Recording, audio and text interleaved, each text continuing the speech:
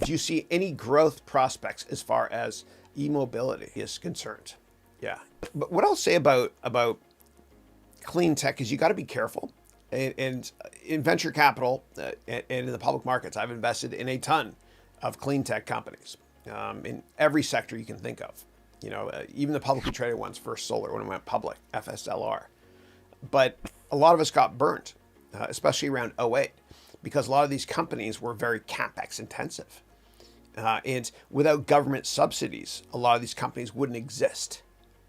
And so what happened was in 2008, a lot of countries, before '08, they'd offered amazing incentives, which is a wonderful thing to do for solar. And then there was a crisis, a financial crisis in most countries. And so countries like Spain, for example, they got rid of most of those subsidies and the industry blew up. It was awful. It was awful.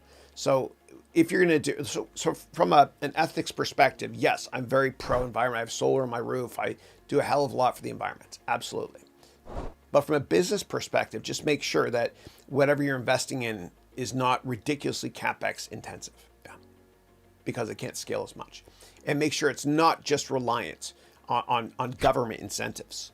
Because I believe in corporate Darwinism. The strongest companies survive.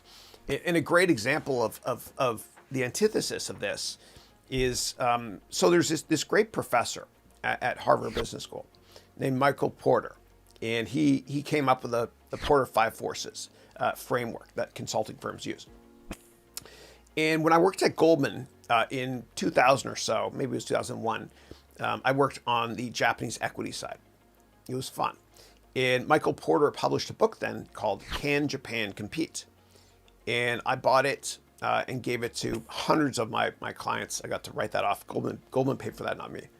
Thank you, Yumiko. Yumiko Murakami was my boss then. Yeah, she's awesome. And Colin Stewart.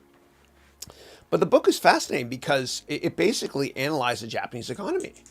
And what happened was, after World War II, the Japanese economy was obviously disastrous. And so what the government did in Japan after World War II was they created incentive programs and they gave a lot of money away to every sector of the economy to help them grow. They gave money to every sector in the economy except for two sectors: autos and consumer electronics. And there's a ton of very successful Japanese auto companies and consumer electronics companies, and other sectors too. But more so, they're very, very successful in those two sectors. Very. And it just goes to show that Darwinism does work, from a capitalism perspective.